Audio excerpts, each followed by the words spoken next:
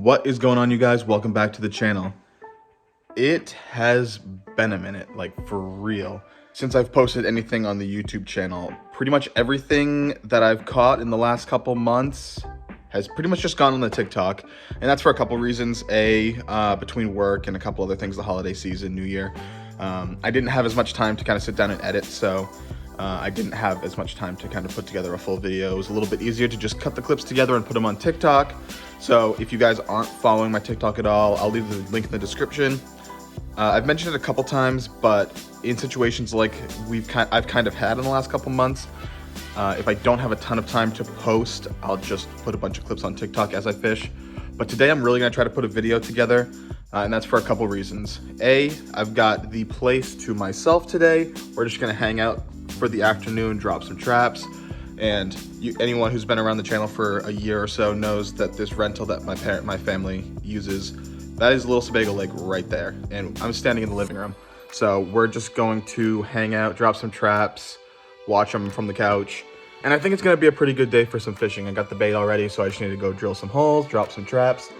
The day started out kind of sunny, but it's gotten pretty overcast. I think we're supposed to have some rain come in overnight, so for whatever reason, overcast days are a lot better fishing wise. That combined with the fact that we've got the storm coming in tonight, pressure change, I'm hoping the fish are going to be out feeding before this storm rolls through. So fingers crossed. I would really like to catch something other than a bunch of little yellow perch. Like I said, if you guys have been around since last year, you know all about those guys. Bass, I mean, probably pickerel. If we get a school of white perch come through, that'd be pretty cool. And then there's always the trout, browns and rainbows in here as well, which we have had horrible luck with the last year and a half or so. So that would be very nice. We caught one brown trout last year, that was it. And of course my camera died on the way to that trap, so I didn't get it on video. And I'm still looking for a rainbow. I know we're not in the best spot here, obviously. We've been fishing here for a long time. And pretty much every off day I drop traps, and we haven't caught one even by luck. So clearly this isn't a very good spot for it, but for convenience sake, it's worthwhile just to drop traps if I want to hang out here for the afternoon. So enough talking. I kind of wanted to just give a quick intro on what we're doing, why we're doing it. But it's already noon, and I think the storm's supposed to come in around 4 or 5 o'clock tonight. So if I don't want to be out picking up traps in the rain, I should probably go drop them right now. So we're gonna go do it. You, ma'am, are being very lazy today, and I'm letting it happen. Hey, you gotta come out with me for every flag we get today, all right? We gotta get you run around. I'm 99% sure you haven't even been outside yet today, and it's past noon now. Let's go.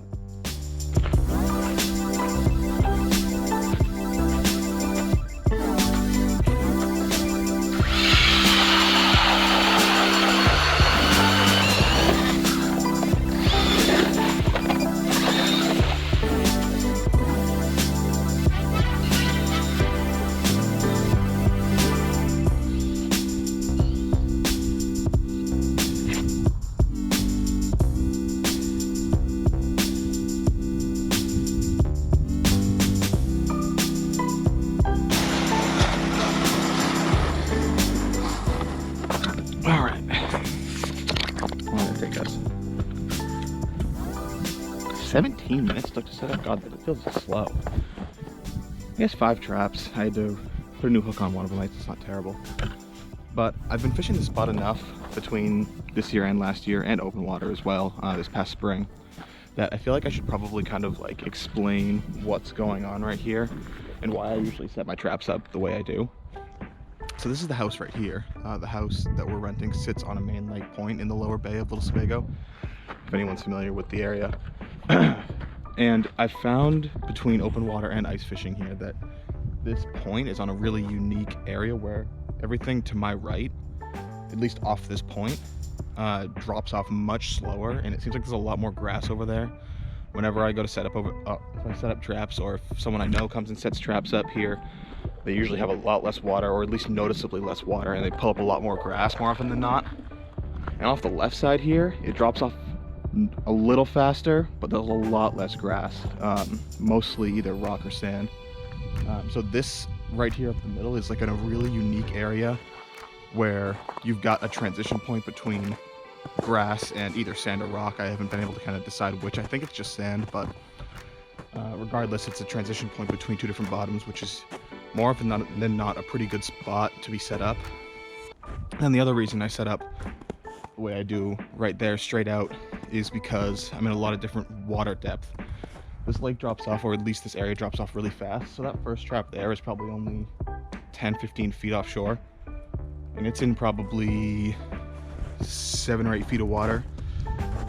And then the last trap out there, the fifth one, is probably in like 18 to 20 feet of water. So on this line right here, we've got a lot of depth change. So we've got a transition point between two different bottom types, and we've got a lot of depth change. So there's a lot going on for these fish, and I think a lot of them kind of use it as kind of an area just to cruise around, because if we do have friends come over, or if my dad sets traps, he usually sets traps on either side of me. And sometimes if people set up traps besides me, they'll get some flags off to the right a little bit, but no one ever really gets flags over here. And if you go all the way to the right, kind of further off this direction, no one really gets flags either. So it seems like the fish that are in the area focus on right off this point a lot. So 9 times out of 10, 99 times out of 100, that's where I set my traps, and that's why. And now we're inside. I should probably turn the TV off, but we're just gonna sit here. I'm either gonna watch a show or maybe play PlayStation. I actually never played The Last of Us. I obviously know about the game, and I watched YouTubers play it back when it came out, but I never played it myself. And with how good the show's been, I've actually been meaning to play it, so I actually might get the PlayStation hooked up and play some Last of Us. We'll see, but yeah, we're just hanging out, watching traps. I thought about jigging this evening, but the wind is actually a little cold, so I might get bundled up before the rain starts, but at this point, tomorrow's supposed to be almost 50. I might just jig tomorrow. We'll have to see how today goes.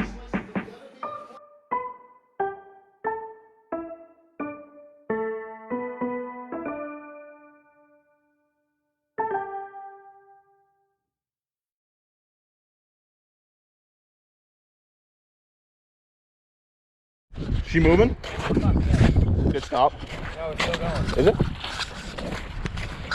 It's going down a little bit, but it's still going. Oh yeah, look at it.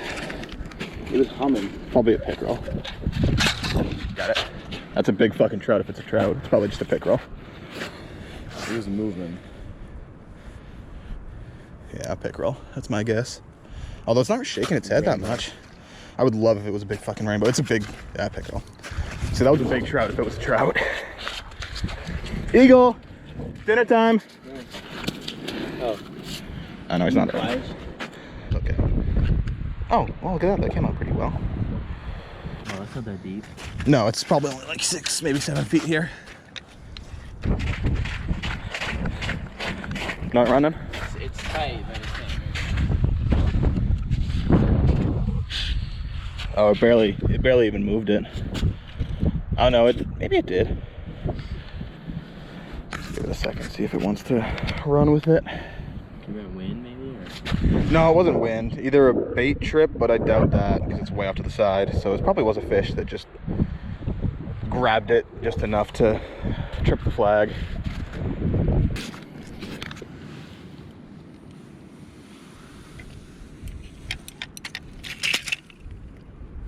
Yep, down.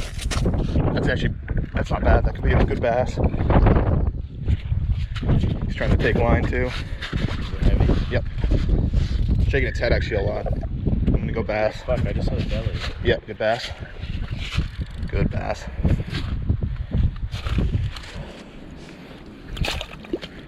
Sheesh. Holy shit. Choked the hook. Oh, that sucks. I don't mind when pickerel do it, but I hate when bass do it. He was clearly just sitting there chewing on it. Yeah, there we go. It was deep in there, but it was like skin. You want a picture? Oh yeah, if you don't mind. Get your phone. Let the camera take a look. What do we think?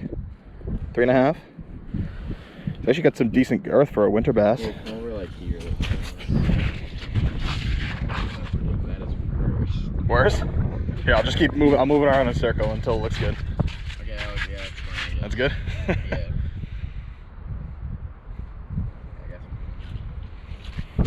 That'll Let me do. hold it. Yeah. You actually might be pushing 4. That's not a bad fish for winter. I don't know, 4. He's got the shiner right there in his mouth. I'll give him 3.5. He could be 4. It's tough to say. You want to come back? No, you can do it. so There it goes. saucy. You just slid right down the hole. Close enough.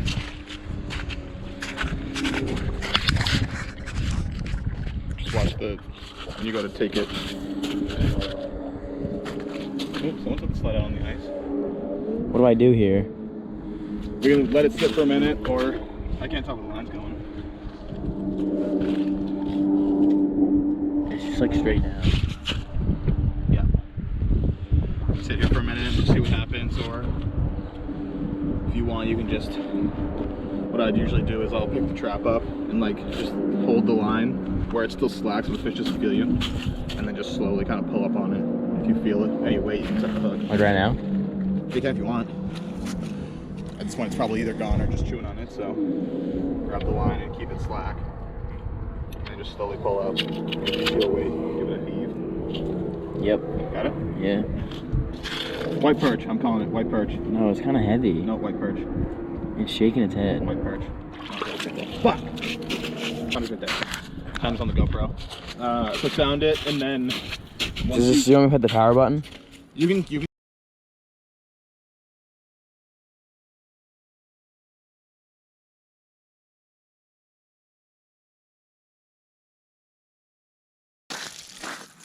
Oh, wow, look at him go. Look at him go. It's a little fish for pulling line that fast.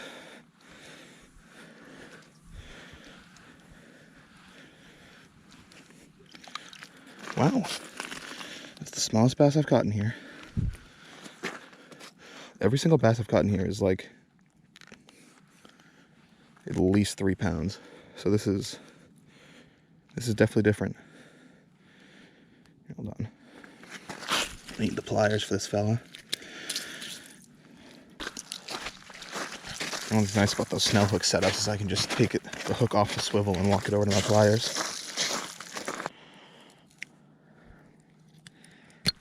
There we go. He's bleeding a little bit, so I can get him back on the hole pretty quick.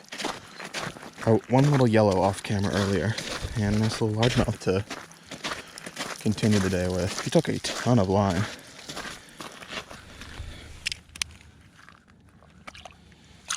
There you go, buddy. Oop. There he goes.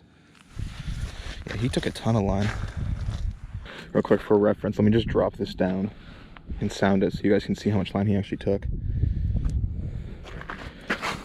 So there's all the line he took in the green there. Let's sound it. That's bottom right there. So we're in about 15 feet of water, I'd say, maybe a little less. So I'd say he probably took at least 20 feet of water, or 20 feet of line. Jesus. I know bass are a little more lethargic in the winter because they don't feed as much. The water's colder, so they're not moving around as much either. But the bass I catch in here always surprise me with how kind of active they are. A lot of bass in other ponds, for whatever reason, well, because of that lethargic nature, they're a lot slower. They kind of just feel like logs when you bring them up, but these ones do not at all.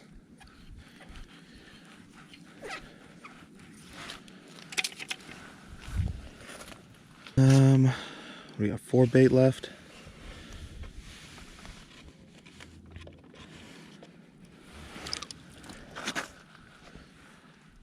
It's taken us 4 days, but we're slowly but surely going through 2 dozen. Not gonna break any speed records, that's for sure. But I also need to be careful about hooking these bait. I don't want to kill any of them at this point. Be a waste of a bait fish when you've only got a couple left. There we go.